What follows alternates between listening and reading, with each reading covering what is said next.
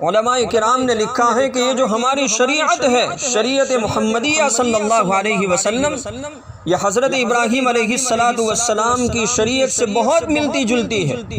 اسی مقصد کے تحت علماء کرام نے لکھا ہے، ایک عالم دین، بہت بڑے عالم دین گزرے ہیں، حضرت مولانا بدر عالم صاحب رحمۃ اللہ علیہ، ان کی ایک کتاب ہے ترجمان السنہ، اس میں اس بات کو نقل کیا گیا ہے کہ وہ 40 احکام، وہ 40 باتیں جو حضرت ابراہیم علیہ السلام کی شریعت میں تھی، وہی احکام آپ صلی اللہ علیہ وسلم کی شریعت میں بھی ہے۔ اور اللہ تعالیٰ نے آپ صلی اللہ علیہ وسلم کو یہ حکم بھی دیا، اللہ نے فرمایا وَاتَّبِعْ مِلَّةَ إِبْرَاهِيمَ حَنِيفًا، اے ابراہیم کی شریعت کی پیروی کرو، اے محمد حضرت ابراہیم کی شریعت کی پیروی کرو۔ اس طرح بھی حضرت ابراہیم علیہ السلام ہمارے روحانی باپ ہوئے۔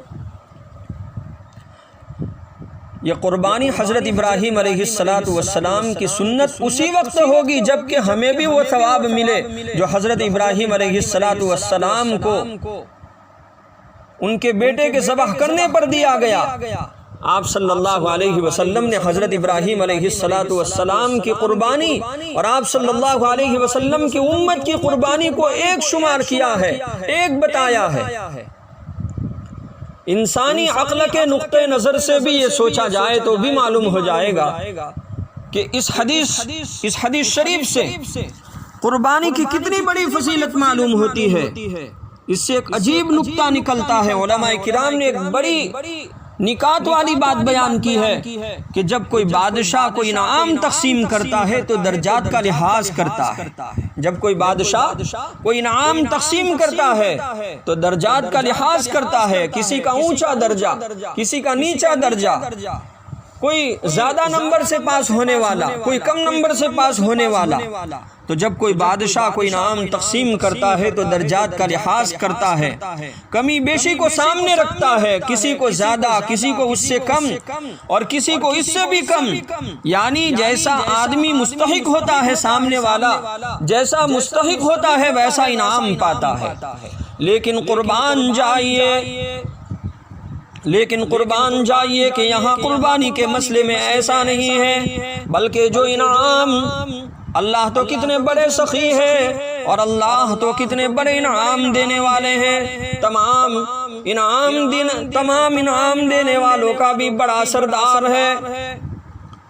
یہاں قربانی کے مسئلے میں ایسا نہیں ہے، بلکہ جو انعام اور ثواب حضرت ابراہیم علیہ السلام کو دیا گیا، وہی انعام اور ثواب امت محمدیہ صلی اللہ علیہ وسلم کو بھی دیا جائے گا۔ کتنی بڑی فضیلت ہے قربانی کہ جو ثواب حضرت ابراہیم کو مل رہا ہے وہی ثواب حضرت محمد صلی اللہ علیہ وسلم کو بھی اور ان کی امت کو بھی ملے گا۔ ہمیں سوچنا چاہیے کہ وہ ثواب کتنا بڑا ہوگا۔ اتنا بڑا ثواب دیکھتے ہوئے تو ایسا معلوم ہوتا ہے کہ جس پر قربانی واجب نہ ہوئی ہو وہ بھی قربانی کرنے کے لیے تیار ہو جائے گا۔ یہ خدائے پاک کی مہربانی تو دیکھو کہ ہر بال کے بدلے ایک نیکی ملتی ہے۔ اگر کوئی آدمی جانور کے بدن کے بال گننا چاہے تو اسے گن بھی نہیں سکتا۔ ظاہر سی بات ہے جب بالوں کو نہیں گنا سکتا اور بالوں کی تعداد زیادہ ہے تو اللہ تعالیٰ بھی اجر و ثواب کے اعتبار سے اللہ تعالیٰ بہت بڑھانے والے ہیں۔ محترم سامعین کرام، قربانی کے بڑے فضائل ہیں۔ ایک اور روایت میں آپ کے سامنے پیش کر دیتا ہوں، جس روایت کو بیان کرنے والی امت کی ماں حضرت عائشہ رضی اللہ تعالی عنہا ہے۔ حضرت عائشہ رضی اللہ تعالی عنہا سے روایت ہے کہ نبی اکرم صلی اللہ علیہ وسلم نے فرمایا، قربانی کیا کرو اور اس کے ذریعے اپنے آپ کو پاک کیا کرو۔ قربانی کیا کرو اور اس کے ذریعے اپنے آپ کو پاک کیا کرو۔ جب آدمی قربانی کرتا ہے اللہ تعالیٰ اس کے گناہوں کو معاف فرما دیتے ہیں۔ تو ہمارے نبی آقا جناب محمد رسول اللہ صلی اللہ علیہ وسلم نے ارشاد فرمایا کہ قربانی کیا کرو اور اس کے ذریعے اپنے آپ کو پاک کیا کرو، گناہوں سے پاک کیا کرو، اس لیے کہ جب مسلمان اپنی قربانی کا رخ، اپنی قربانی کا جانور اور اپنی قربانی کا منہ، اپنے قربانی کے جانور کا منہ ذبح کرتے وقت قبلے کی طرف کرتا ہے تو اس کا خون، گوبر اور اون قیامت کے دن میزان میں نیکیوں کی شکل میں حاضر کیے جائیں گے۔ ہمیں یہ معلوم ہے کہ قیامت کے دن اللہ تعالیٰ ایک ترازو قائم فرمائیں گے، ایک پلڑے میں نیکی رکھی جائے گی، دوسرے میں گناہ رکھے جائیں گے۔ ہمارے نبی فرماتے ہیں کہ قیامت کے دن یہ جانور قربانی کا جو جانور ہے اس کا خون بھی، اس کا گوبر بھی اور اس کا اون قیامت کے دن ترازو کے اندر اللہ تعالیٰ نیکیوں کی طرف ظاہر فرمائیں گے۔ حضرت علی رضی اللہ تعالیٰ عنہ سے ایک اور روایت ہے کہ آپ صلی اللہ علیہ وسلم نے حضرت فاطمہ رضی اللہ تعالیٰ عنہ کو فرمایا، اے فاطمہ اٹھو اور ذبح کے وقت قربانی کے پاس حاضر رہو۔ اللہ کے نبی اپنی لاڈلی بیٹی سے فرما رہے اٹھ اور ذبح کے وقت قربانی کے پاس حاضر رہو، کیونکہ قربانی کے جانور کا خون کا قطرہ زمین پر گرتے ہی تمہارے گناہ معاف ہو جاتے ہیں۔ اللہ کے نبی فرماتے ہیں کہ قربانی کے جانور کا خون کا قطرہ زمین پر گرتے ہی تمہارے گناہ معاف ہو جاتے ہیں۔ یاد رکھو قیامت کے دن قربانی کا گوشت اور خون حاضر کیے جائیں گے اور تمہارے نیک کاموں کے ترازو میں 70 گنا کر کے رکھے جائیں گے۔ اللہ تعالیٰ قربانی کرنے کے بدلے میں جو ثواب ہے اس کو 70 گنا کر دیں گے۔ یہ اللہ کی کریمی تو دیکھو، اللہ کی فیاضی تو دیکھو، اللہ کی شان رحیمی، شان کریمی کا تو اندازہ لگاؤ۔ نیکی ایک کرو لیکن 70 گنا ثواب پاؤ۔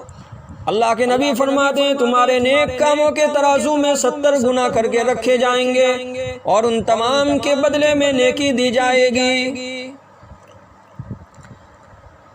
معزز سامعین کرام، حضرت ابو سعید رضی اللہ تعالیٰ عنہ سے سوال کیا گیا، ایک اور روایت پیش کر دوں کہ یہ ثواب صرف حضور صلی اللہ علیہ وسلم کے خاندان کے لیے مخصوص ہے یا سب کے لیے عام ہے؟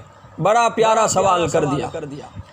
کسی نے حضرت ابو سعید خدری رضی اللہ تعالیٰ عنہ سے بڑا پیارا سوال اور بڑی پیاری بات پوچھی کہ یہ ثواب صرف حضور صلی اللہ علیہ وسلم کے خاندان کے لیے ہے، خاندان کے لیے مخصوص ہے یا پوری امت کے لیے؟ آپ نے فرمایا سب مسلمانوں کے لیے عام ہے۔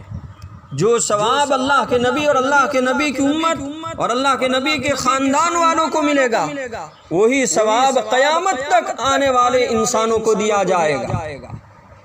حضرت علی رضی اللہ تعالیٰ عنہ سے یہ بھی ایک روایت ہے کہ رسول اللہ صلی اللہ علیہ وسلم نے فرمایا جو آدمی ذوق و شوق اور حصول ثواب کی نیت کے ساتھ قربانی کرتا ہے تو وہ قربانی اس کے لیے جہنم سے آر بن جائے گی، وہ قربانی اس کے لیے جہنم سے آر بن جائے گی، یعنی جہنم میں داخل نہیں ہونے دے گی بلکہ اس کا داخلہ جنت میں کروا کے چھڑے گی، بلکہ اس کا داخلہ جنت میں کروا کے چھڑائے گی، جہنم میں داخلہ نہیں ہونے دے گی بلکہ اس کا داخلہ جنت میں کروائے گی۔ اور اس لیے علماء کرام نے ان حدیث کو سامنے رکھتے ہوئے فرمایا ہے کہ ہر انسان کو، خاص کر کے جس پر قربانی واجب ہے، بڑی خوشدلی کے ساتھ قربانی والا عمل کرنا چاہیے۔ عزیز بھائیو، بہت ساری فضیلتیں ہیں قربانی کے متعلق، بس عمل کرنے والوں کے لیے اتنا ہی کافی ہے۔ اللہ تعالیٰ مجھے اور آپ کو کہیں سنی والی بات کے اوپر عمل کرنے کی توفیق عطا فرمائے، اور اللہ تعالیٰ ہم تمام کو قربانی کی بھی توفیق عطا فرمائے، اور اللہ ہماری قربانیوں کو بھی قبول فرمائے، آمین۔ وآخر دعوانا ان الحمد للہ رب العالمین۔